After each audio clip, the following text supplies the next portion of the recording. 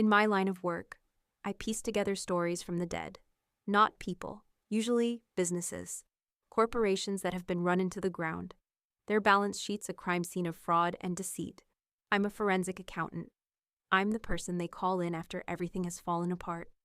And my job is to sift through the wreckage of numbers, the ghost entries, the cooked books, the hidden accounts, and find the truth. I am, for all intents and purposes, a financial detective. I speak the language of the dead, and the language they speak is numbers. But nothing, absolutely nothing, in my professional life could have prepared me for the silence that followed the death of my grandfather, because his was the one story I thought I knew by heart, and his was the one truth I never imagined I'd have to investigate. Have you ever lost the one person in your life who truly got you? The one person who saw the weird, quirky, and obsessive parts of you not as flaws, but as superpowers? If you have, you know that the grief is a different kind of empty. It's like the world's compass has broken. Let me know in the comments if you've ever had a person like that in your life. My grandfather, Arthur Vance, was my person. He was a self-made man, the founder of a successful regional manufacturing company, Vance Fabricators. But he wasn't a typical businessman. He was a thinker, a tinkerer, a man who loved puzzles. When I was a little girl, while my other relatives were giving me dolls and dress-up clothes, Grandpa Arthur would give me logic puzzles, riddles, and mystery novels. You've got a detective's mind, Sarah Jane, he used to tell me, his eyes twinkling. You don't just look at things, you see them. You see the patterns. Never lose that. He was the only one who wasn't baffled when I announced I wanted to become a forensic accountant. My parents, bless their hearts, were horrified. But honey, it sounds so morbid.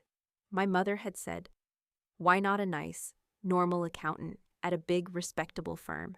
My older brother, Jason, who was already on his path to becoming the flashy, top-selling real estate agent he is today, had just laughed. So, you want to be a book nerd for the FBI? Good luck with that, sis. But Grandpa Arthur had just smiled. A slow, proud smile. Ah, he'd said, as if I'd just revealed the answer to a particularly clever riddle. A truth teller.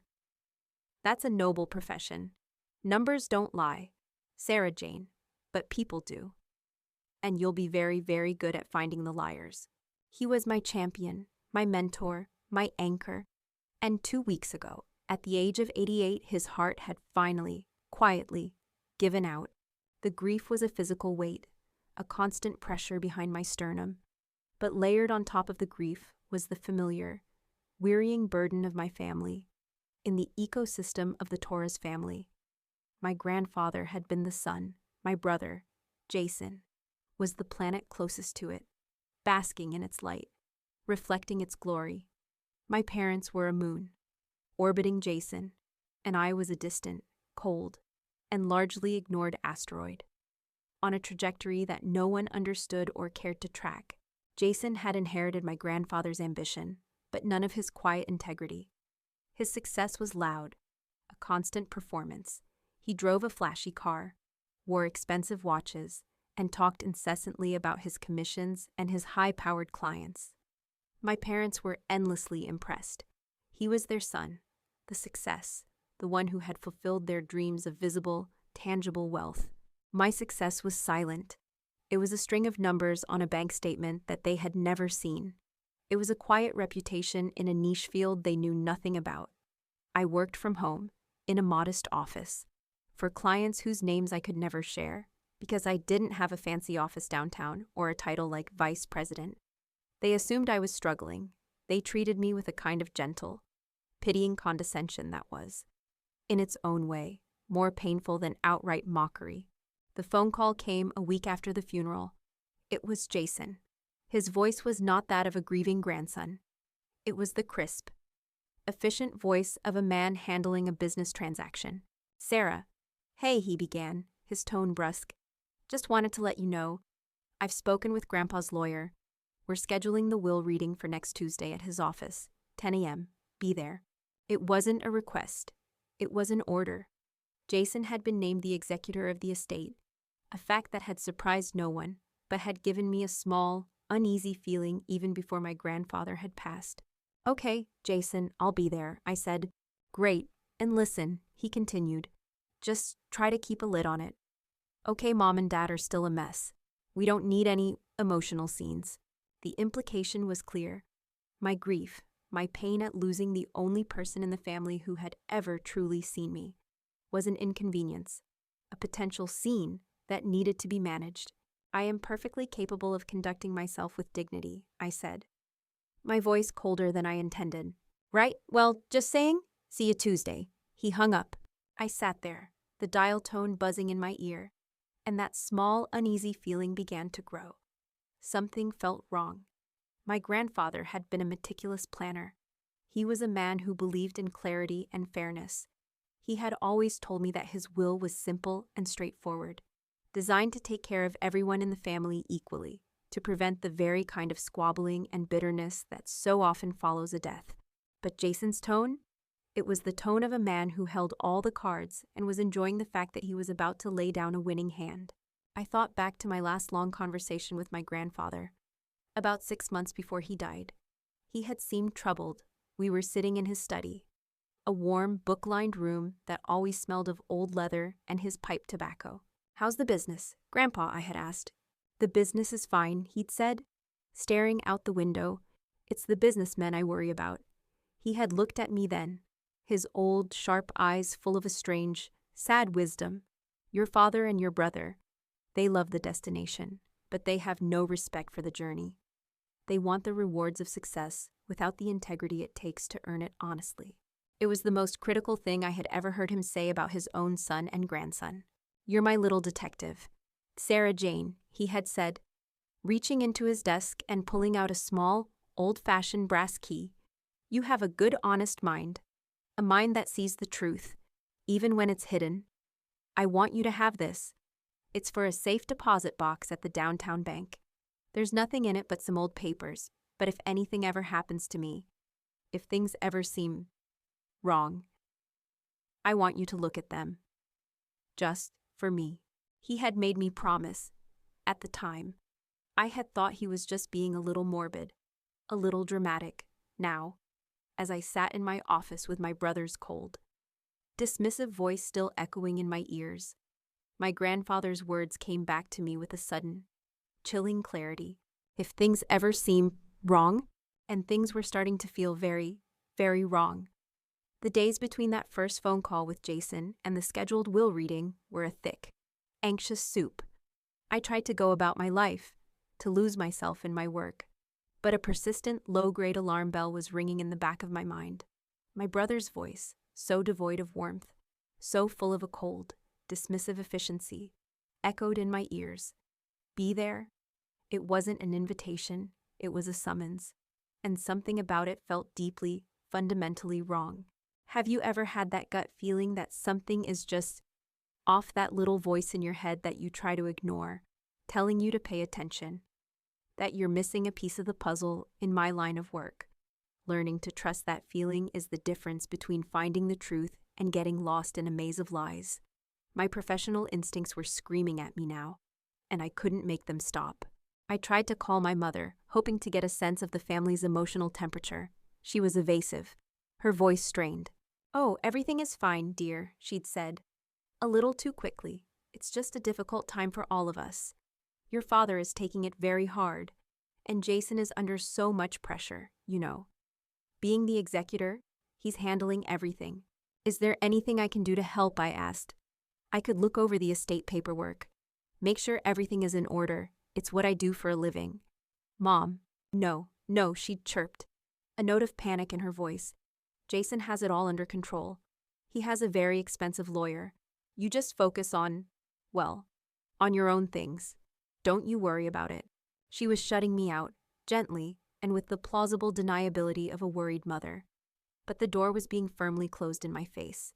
It was clear that Jason was running the show, and that I was not a welcome part of the production. The breaking point. The moment that my vague unease crystallized into a sharp, painful certainty came on the Sunday before the reading, 2 days before I was supposed to be at the lawyer's office. I was sitting in my home office, staring at the small brass key my grandfather had given me. When my phone rang, it was Jason. Sarah, he said. There were no pleasantries this time. His voice was cold and flat, like a slab of granite. Jason, what's up? I'm calling about the will reading on Tuesday, he said. There's been a change of plans. We've decided it's best if you don't come. The words were so blunt, so unexpected, that I actually laughed, a short, sharp bark of disbelief. What are you talking about? Of course I'm coming. You told me to be there. I'm aware of what I said, he replied, his tone icy. And now I am untelling you. You are not to come to the lawyer's office on Tuesday. Is that clear? The sheer arrogance of it, the dictatorial finality, took my breath away. No, Jason, it is not clear. You can't just ban me from our grandfather's will reading. He was my grandfather. I have a right to be there, according to who he sneered. You? The family has discussed it, and we are in agreement. Your presence would be a complication. A complication, I repeated, my voice rising despite my best efforts to keep it steady. How could my presence possibly be a complication? I just want to be there to hear his last wishes. That's the point, Sarah, he said.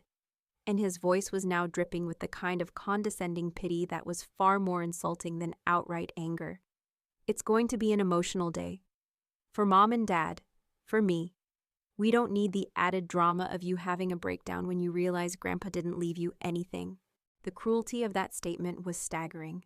It was built on a lie they had all told themselves for years, that I was a failure, that I was struggling financially, and that my only interest in my grandfather's death was a potential payday.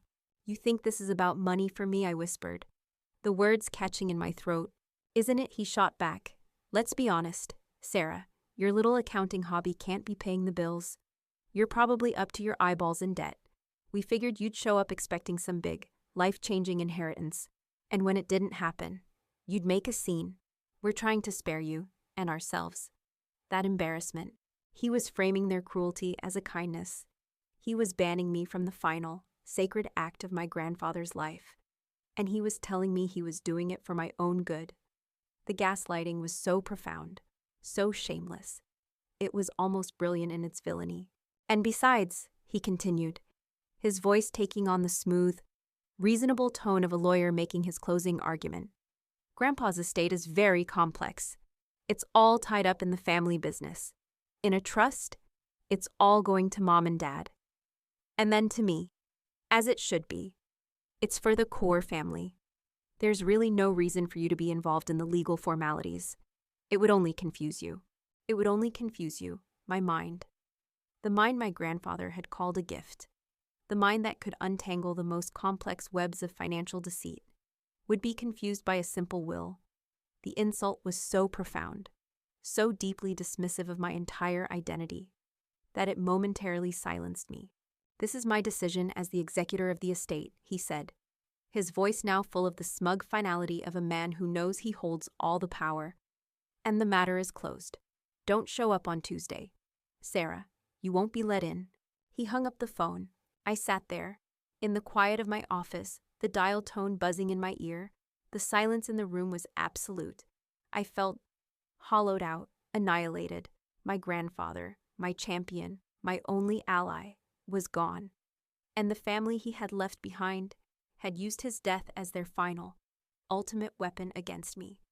They had not only cast me out, they had attempted to erase my place in his story, in his legacy. The pain was a physical thing. It was a pressure in my chest so intense I couldn't breathe. It was a cold, sick feeling in the pit of my stomach.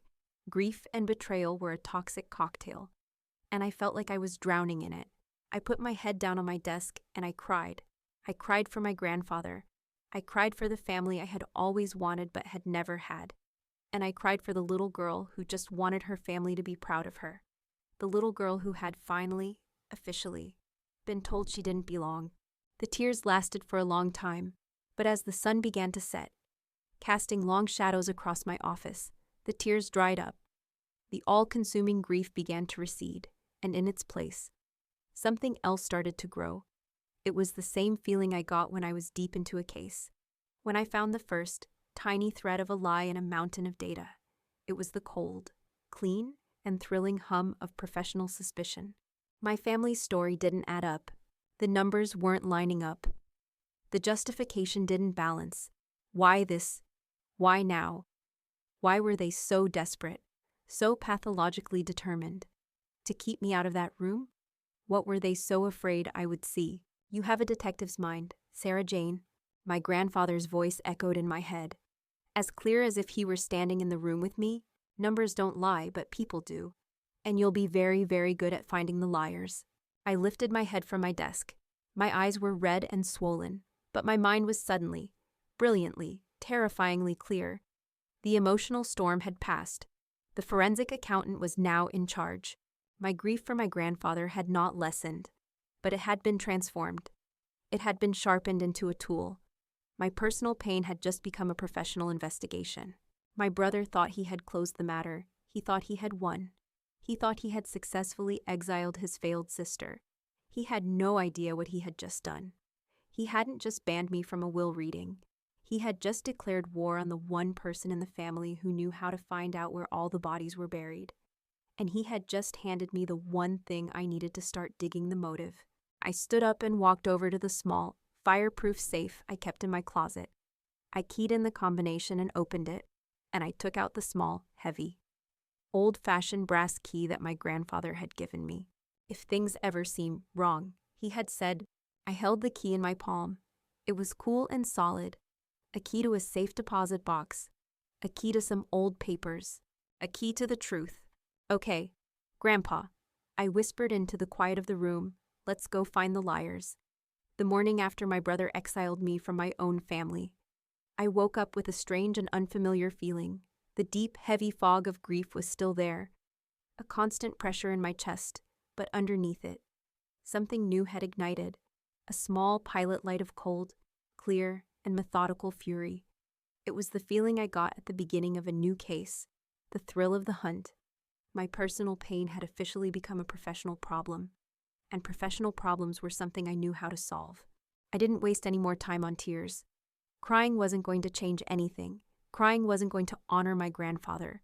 The truth would, my family, in their arrogant and clumsy attempt to cut me out, had made a critical error. They had mistaken my quiet nature for weakness.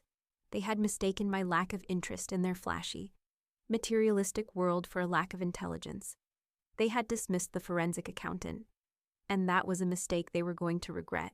And this, you guys, is where the story really takes a turn.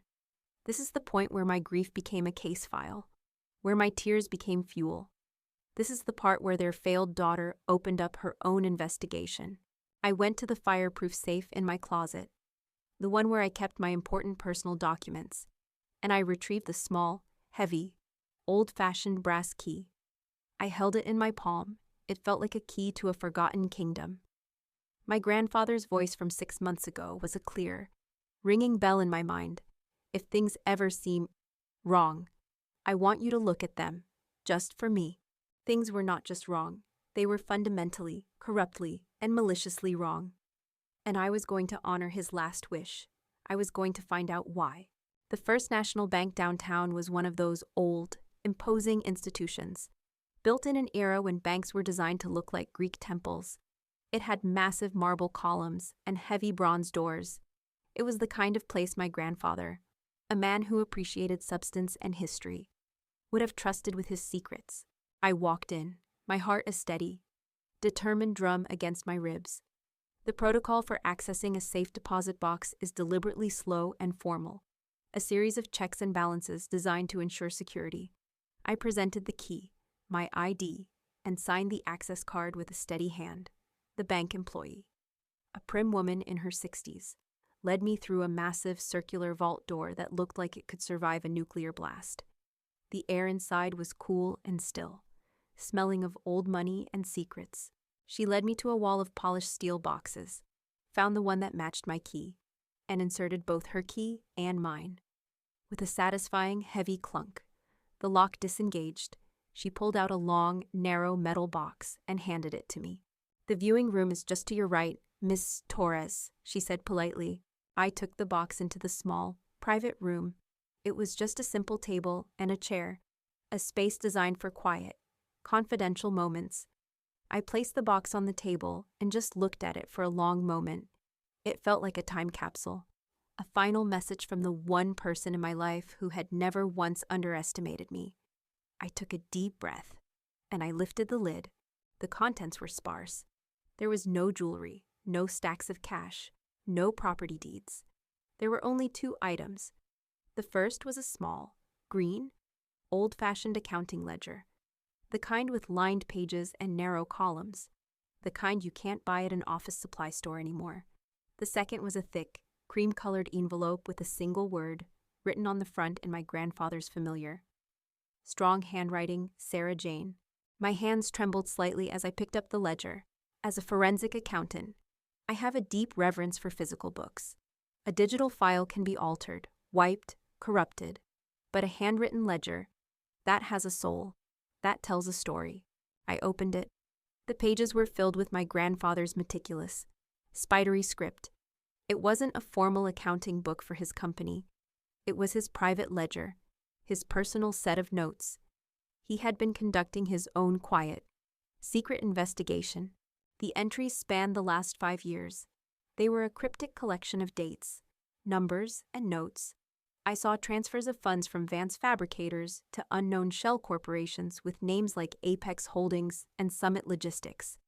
I saw inflated invoices from suppliers I'd never heard of. I saw huge consulting fees paid out to entities that, after a quick search on my phone, I discovered were registered to a POR box in the Cayman Islands. Next to these entries, my grandfather had made his own notes in red ink, a series of question marks, the words, "Where did this go?" The name Jason underlined twice, a notation next to a massive, unexplained wire transfer that simply said, my son, what have you done?" It was a breadcrumb trail of betrayal, a roadmap of a slow, methodical robbery. My grandfather, the sharpest man I had ever known, had been watching them. He had been documenting it all. Even as his health was failing, he knew what they were, and he had left me the map. My heart ached for him, for the pain and the disappointment he must have felt. Knowing that the son and grandson he had entrusted with his life's work were systematically bleeding it dry. He had been too old, too tired to fight them. But he had known that one day, his little detective would be able to. With trembling hands, I put the ledger aside and picked up the envelope. I slid my finger under the seal and pulled out a thick, multi-page letter. My dearest Sarah Jane, if you are reading this, then I am gone. And the world is a little bit quieter. Don't be too sad for an old man who lived a long and fortunate life. My only real regret is that I will not get to see the brilliant woman you have yet to become. I am leaving this for you, and only you, because you are the only one in our family with the mind to understand it and the integrity to know what to do about it. You are my truth teller. That is a heavy burden. My girl, but you have strong shoulders. For the past few years, I have had a growing suspicion that something is deeply wrong at the company I built. Your father, my son, is a good man in his heart, but he is weak. He has always been dazzled by your brother's ambition, by his flash and his charm. He has allowed Jason to take more and more control of the business. And Jason does not have my integrity. He has my ambition, but not my soul. I have seen things, Sarah Jane, discrepancies, numbers that don't add up, money moving in ways that it shouldn't. I have tried to ask questions, but they treat me like a doddering old fool. They pat me on the back and tell me not to worry, that they have it all under control. They think my mind is failing, but my mind is as sharp as it ever was, and it sees a rot at the core of my own company. They are stealing from us. My dear, I'm sure of it. They are using creative accounting and shell corporations to drain the profits before they ever hit the books. They are robbing the company. They are robbing your mother, your aunts and uncles who still hold a minority share, and they are robbing you. The enclosed ledger is my own private record of the discrepancies I have found. It is not legal proof, but it is a starting point. It is a map for a detective. I know that after I am gone. Jason, as the executor, will try to control everything. He will try to push you aside. He will likely try to keep you from seeing the will, from seeing the real numbers. If he does that, it is your final proof that he is hiding something terrible. This is my final request to you, my brilliant granddaughter, it is a burden I am so sorry to place on you. But you are the only one I trust. If they try to shut you out, I need you to fight. I need you to use the gift I always saw in you. I need you to find the truth. Do not do it for the money. That is just paper. Do it for the principle. Do it for the honest employees of the company I built.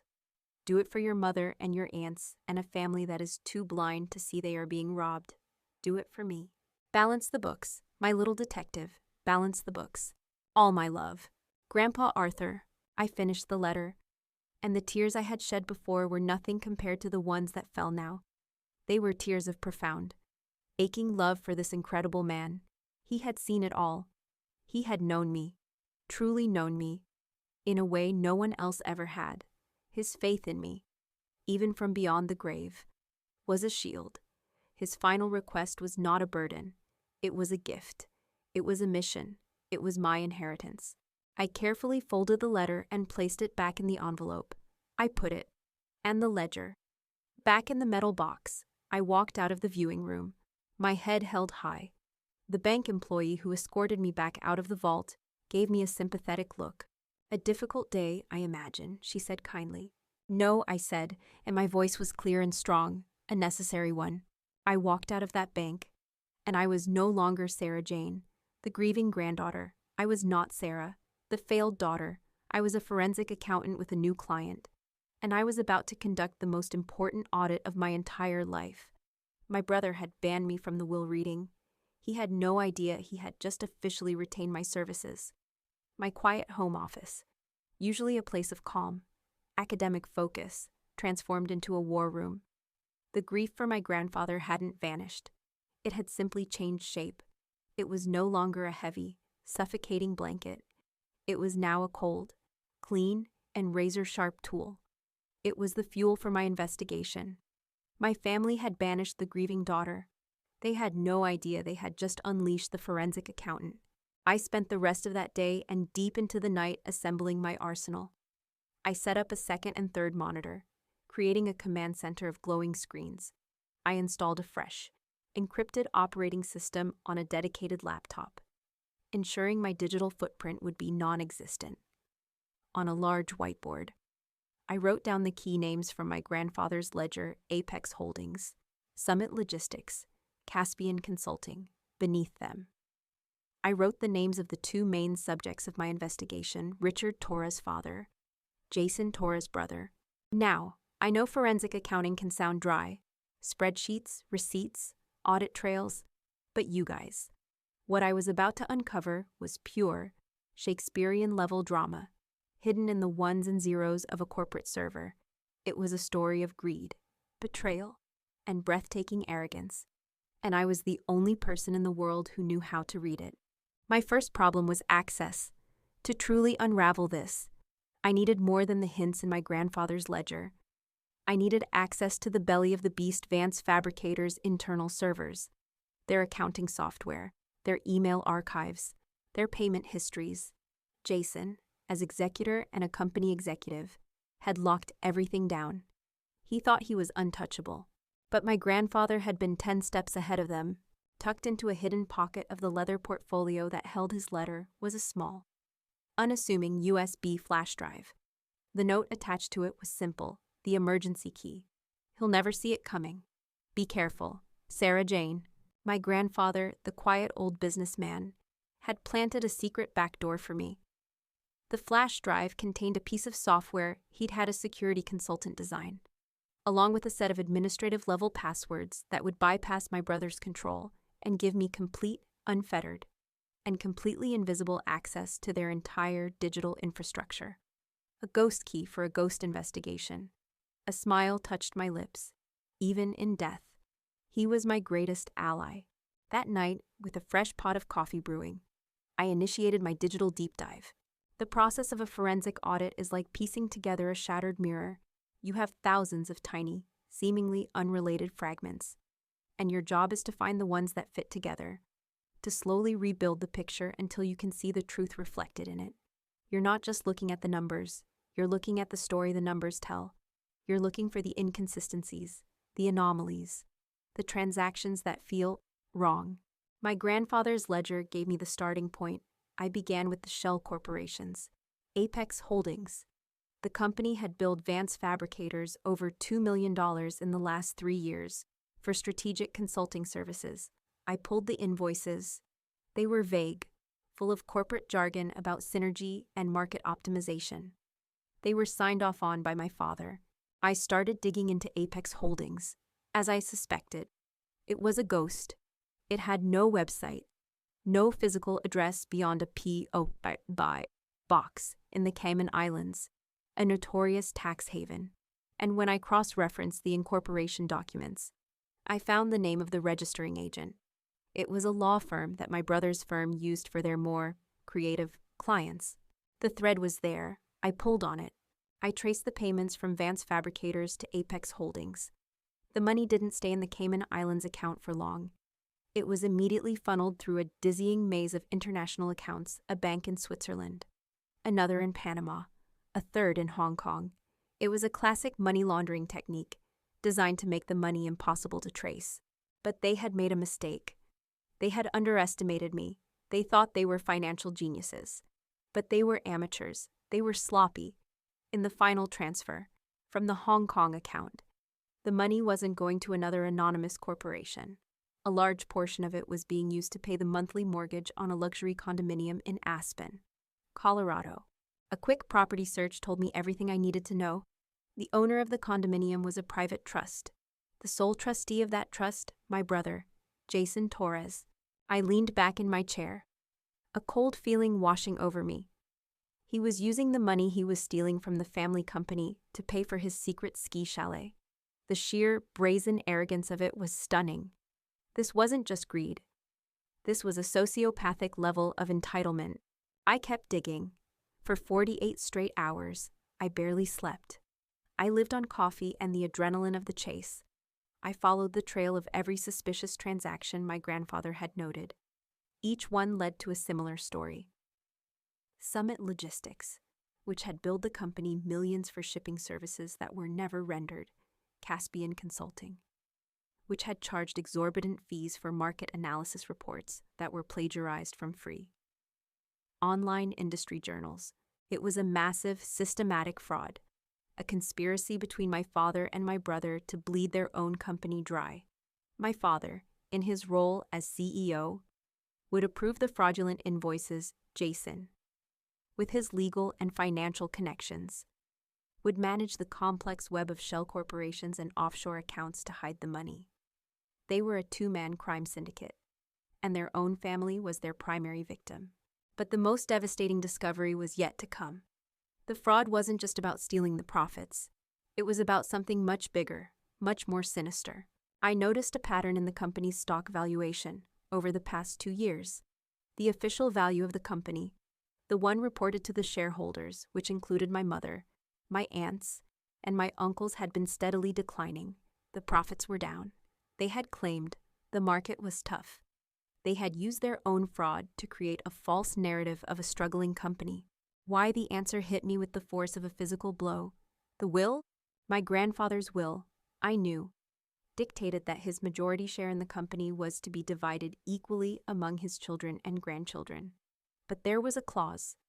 The will gave the executor Jason the option to buy out the other beneficiaries' shares at the company's officially appraised value at the time of his death.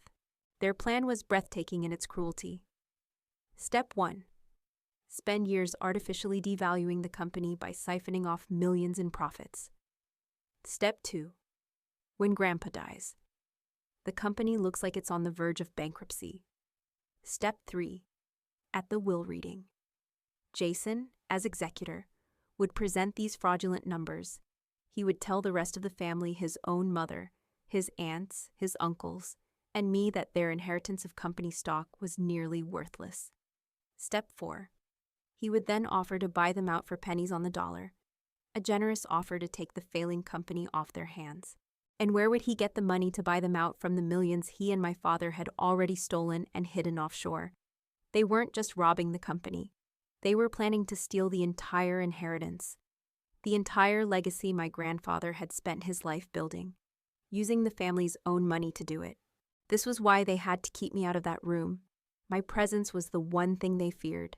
They feared my little hobby. They feared my quiet, analytical mind. They were terrified that my grandfather might have left me a small percentage of stock, and that as a shareholder, I would have the right to look at the books. And they knew, that if I ever looked at the real books, the whole house of cards would come crashing down. The final piece of evidence, the smoking gun, came from a deep dive into the company's email server archives. I found a series of deleted emails between my father and my brother from over a year ago. I was able to recover them from a backup file they thought had been wiped. Reading them was like reading a conversation between two monsters. The old man is getting suspicious. My father had written he was asking about the Caspian consulting fees again. Jason had replied, "Don't worry, Dad. I'll handle him. He's a sentimental old fool. He'd never believe we were capable of this. Just keep approving the invoices. The valuation is almost low enough. When the time comes, we'll be able to buy out Becca, Chloe, and the rest of them for next to nothing. They'll probably thank us for taking it off their hands." And then, the line that made my blood run cold. What about Sarah, my father had written? She's a smart girl. She's nosy. What if she starts asking questions? Jason's reply was a single, chilling sentence. Sarah is a failure who plays with numbers in her basement. She is not a threat. She is a nobody. Leave her to me. A nobody. I leaned back in my chair, the words on the screen glowing in the dark of my office. My brother had called me a nobody. My father had called me a nobody. It was their private little joke. It was the cornerstone of their conspiracy. My perceived failure was the very thing that made them feel safe, that made them feel untouchable. It was now 4 a.m. on Tuesday morning. The will reading was in 6 hours. I had everything. The fraudulent invoices, the offshore bank records, the property deeds for Jason's secret ski chalet, and the emails, the beautiful, damning emails. I had a complete, ironclad, and legally devastating dossier on the crimes of my father and my brother. My work was done. My grandfather's last request had been fulfilled. I had balanced the books. Now, all that was left was to deliver the audit report. Tuesday morning arrived, crisp and cold. The day of the will reading. The day my family had officially designated as the final chapter of my story. The day they would formally and legally codify my status as an outsider. I woke up not with a sense of dread, but with the calm, focused energy of a chess master on the morning of the final match. The board was set, the pieces were in place, and I was about to make a move they had never, in their wildest dreams, seen coming. I didn't get dressed up. I sat in my home office in my favorite pair of faded sweatpants, a fresh pot of coffee brewing, my 3 monitors glowing in the early morning light. On one screen was my completed audit report, a 150-page, meticulously documented, and utterly damning indictment of my father and brother's crimes. On another screen was a live feed of the stock market, a quiet habit I'd kept for years. And on the center screen was a blank email draft. At 9:30 a.m., exactly 30 minutes before the scheduled reading, my phone rang. It was Jason. The timing was not a coincidence. It was a final power play, a last-minute reminder of my banishment. "Just calling to make sure we're all on the same page," he said, his voice oozing a smug, false concern. "You're not planning on showing up and making things difficult, are you, Sarah?" "Don't worry, Jason," I said, my voice as calm and as placid as a frozen lake. "I have no intention of coming to the lawyer's office. I wouldn't want to complicate things for you." "Good," he said, relief and triumph evident in his tone. He thought he had won. He thought I had meekly accepted my exile. "It's for the best. We'll be in touch later to let you know how it went." "Oh, I'm sure you will," I said. "You have a good day, brother." I hung up before he could reply. He had no idea that I wasn't just going to be in touch later. I was going to be in the room with them, a digital ghost at their feast of lies. I turned my attention to the blank email. I had spent the last hour composing the message in my head, refining every word until it was a perfect, polished weapon. It needed to be professional, concise, and absolutely devastating. And this, you guys, this is the part of the story where my heart was actually hammering in my chest. This was the moment Not a loud confrontation. Not a shouting match. Just one quiet, solitary woman in her home office, about to upend an entire family, an entire company, an entire legacy. With a single click of a button, it was the most terrifying and most powerful moment of my life. I began to type. First, the recipients. The list was critical. Every name was a strategic choice. To Abernathy, William Wabernathy, Abernathy Law, com. Mr. Abernathy was the family lawyer, a man who had represented my grandfather for 40 years. He was old school, honorable, and, I suspected, completely in the dark about my father and brother's activities. He was the official audience. Cici Torres, Jason Torres Uvens Fabcom, Torres, Richard Torres Ovens Fabcom. My brother and my father, the subjects of the investigation, they needed to see their crimes laid bare, at the exact same moment as their lawyer, Cici Torres, Helen Torres Agmail Com. My mother, this was the most difficult name to add. She was a victim in this too, a pawn in their scheme, but her willful blindness, her lifelong complicity in the narrative of my failure, had made her a part of the problem. She needed to see the truth, no matter how much it hurt. Cici Vance, Catherine Kvansegmail Com, Peterson, Robert Peterson Outlook Com. My Aunt Catherine and Uncle Robert, my grandfather's younger siblings. They each held a small, non-voting minority share in the company. They were the other victims my brother had planned on buying out for pennies on the dollar. They deserved to know the true value of what was being stolen from them. The recipient list was complete, a digital firing squad. Next, the subject line, I typed. Subject, urgent preliminary forensic audit of Vance Fabricators for estate of Arthur Vance. The words were cold, professional, and full of a quiet menace. It was a subject line that no lawyer could ignore. And now, the body of the email. I kept it short. I wanted the attached document to do the talking. Mr. Abernathy, good morning. My apologies for the unsolicited and last-minute nature of this correspondence. It has come to my attention that the reading of my grandfather, Arthur Vance's last will and testament is scheduled for 10:00 a.m. this morning. It is my professional assessment, as a certified forensic accountant, that the financial statements and company valuation on which this will is likely to be executed are based on fraudulent and deliberately misrepresented data. Over the past several days, at the posthumous request of my grandfather, I have conducted a preliminary forensic audit of Vance Fabricators' accounts. My findings indicate a multi-million-dollar conspiracy to defraud the company and its shareholders, orchestrated by the company's CEO, Richard Torres, and the executor of the estate, Jason Torres. Before you proceed with a will reading that would execute a fraud against the other beneficiaries, including Helen Torres, Catherine Vance, and Robert Peterson, I strongly advise you and all parties present to review the attached summary of my findings. The attached PDF document is password protected. The password is My Little Detective. I await your prompt response. Sincerely, Sarah J. Torres, CPA, CFE. I read it over once, twice. It was perfect. It was a clean, professional, and utterly devastating declaration of war. And the password. That was for my grandfather. It was his signature on my work, the nickname he had given me, the name that was a symbol of his love and his faith in me, was about to be the key that unlocked their destruction. I compiled my report. I took the most damning evidence, the flowchart of the money laundering scheme, the property records for the Aspen condo, the complete unredacted text of their incriminating emails, and I put it all into a single, elegant, and easy-to-read PDF. I attached the file to the email. My screen now showed the completed message, the recipients, the subject, the body, the attachment. It was all there, a digital bomb, armed and ready. I looked at the clock on my monitor. It was 9:59 a.m. I imagined the scene at the lawyer's office. They would all be there, sitting in the plush chairs in the mahogany-paneled conference room. My father, trying to look somber but secretly triumphant. My brother, the executor, looking powerful and in control. My mother, sad but proud of her successful son. My aunts and uncles, unsuspecting and trusting.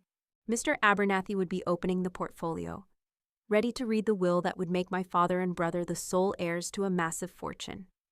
They were seconds away from pulling off the crime of their lives. My hand was resting on the mouse. My cursor hovered over the blue send button. Balance the books, my little detective. My grandfather's voice was a whisper in my ear. A lifetime of being called a failure. A lifetime of being dismissed, underestimated, and pitied. A lifetime of my quiet, meticulous, and powerful mind being called a little hobby. It all came down to this. To one click. I took a deep breath, and at precisely 10:01 a.m., I clicked the button. Email sent. I leaned back in my chair. I didn't feel triumphant. I didn't feel vengeful. I felt a profound and solemn sense of peace. My work was done. I had fulfilled my promise. I had honored my grandfather. I closed my eyes and pictured the scene in that conference room. 10 miles away, I pictured the chime of 6 simultaneous email notifications. I pictured the confused looks as they all pulled out their phones. I pictured my brother's face, the smug confidence turning to confusion, then to dawning, abject terror as he read the subject line. I pictured him looking at my father, a silent, panicked exchange. I pictured Mr. Abernathy, the old, honorable lawyer, reading my message, his face growing grim. I pictured my aunts and uncles, looking at each other, a seed of suspicion being planted.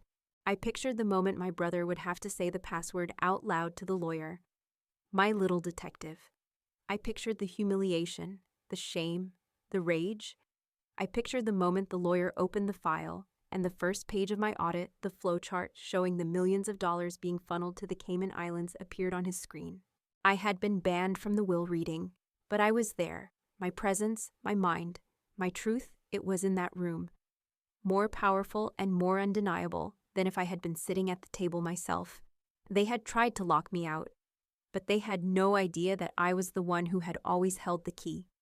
After I clicked send, an extraordinary, profound silence descended upon my home office. It was done. The digital bomb had been deployed. The truth, my grandfather's truth, was now sitting in the inboxes of the 6 people who needed to see it most. I leaned back in my chair, my hands perfectly steady, and I waited. I didn't have to wait long. The first call came at 10:03 a.m. My phone lit up with my brother's name and picture. I looked at it. The sound of the buzzing, a violent intrusion into my newfound peace. I let it go to voicemail. 10 seconds later, it rang again. Jason, I declined the call.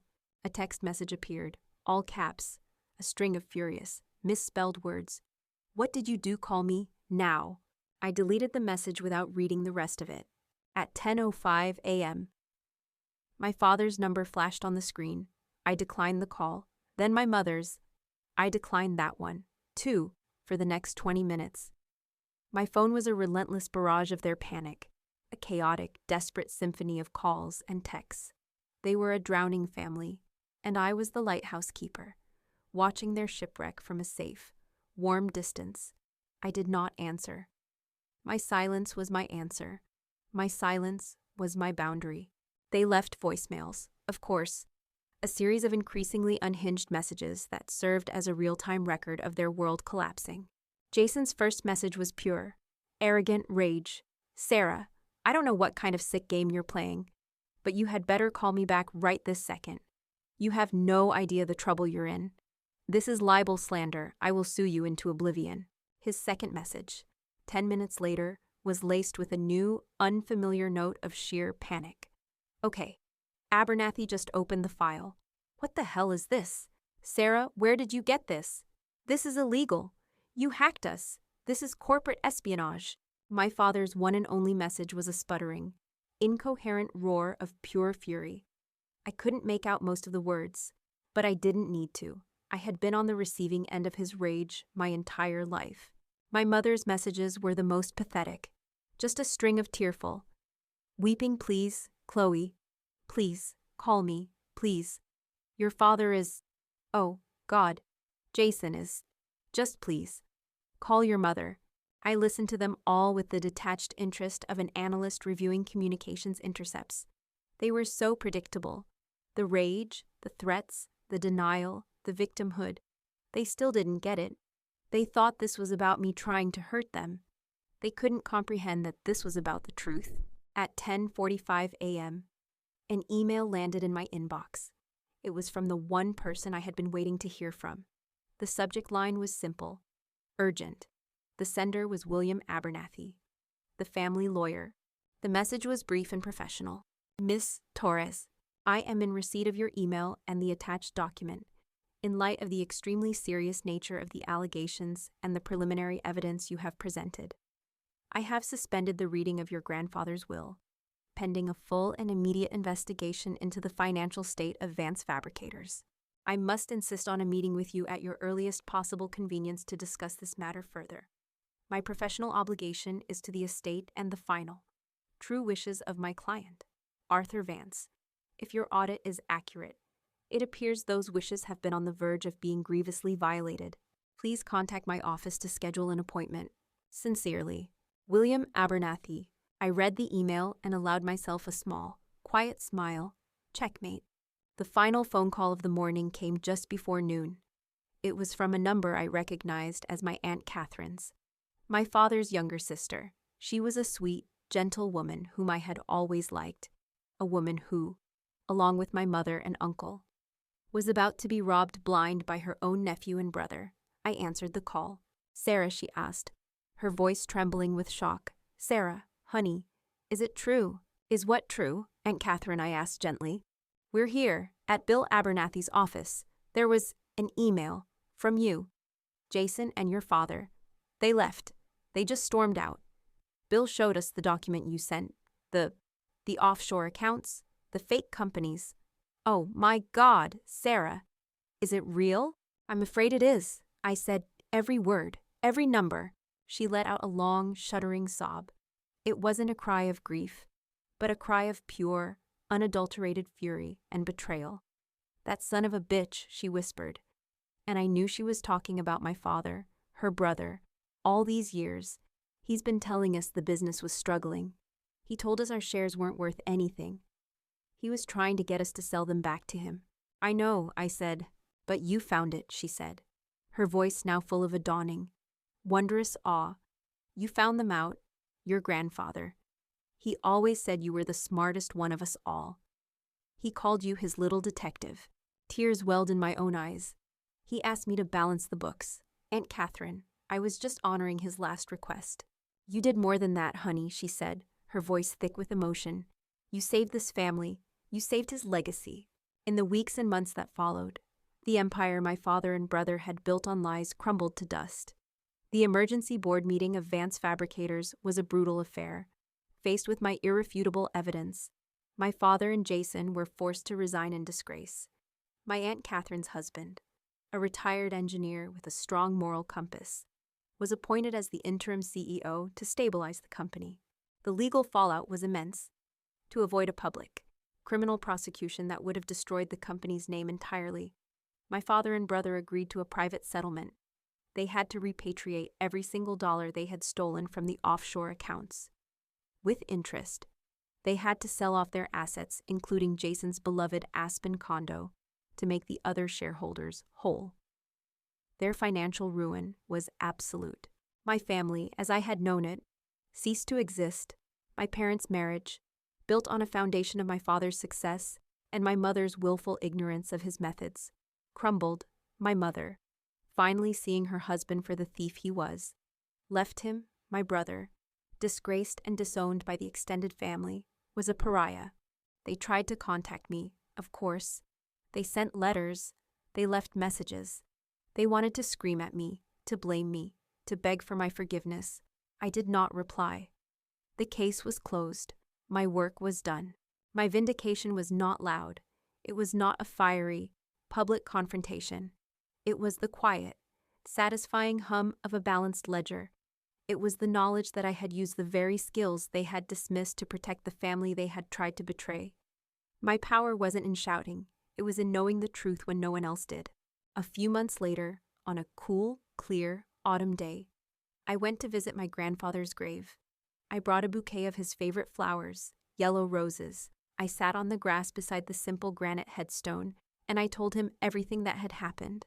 I told him about the key, about the ledger, about the email. I told him about the look on Jason's face. The books are balanced. Grandpa, I whispered to the quiet stone. The liars didn't win. I did it, your little detective. She solved the case. A gentle breeze rustled the leaves of the trees around me, and in the quiet of that cemetery, I felt a sense of peace so profound, so complete, that it felt like a final, loving hug from him. He had known, he had trusted me, and I had not let him down. So that's my story. It's not a story about a dramatic reveal in a crowded room. It's a quieter story. It's a story about how sometimes the greatest power isn't in the loudest voice, but in the sharpest mind. It's about how integrity is its own inheritance, and it's about how a daughter who was called a nobody could, with a single email, become the executor of a truth that changed everything. Don't ever let anyone underestimate you. Don't ever let anyone's definition of success make you doubt your own, your unique skills. The things that make you you, they are your superpowers. Don't ever be afraid to use them. Thank you for listening. If you've ever felt like your skills were undervalued, hit that like and subscribe button. And tell me in the comments about a time you used your own secret superpower to save the day. I'd love to hear it. See you next time.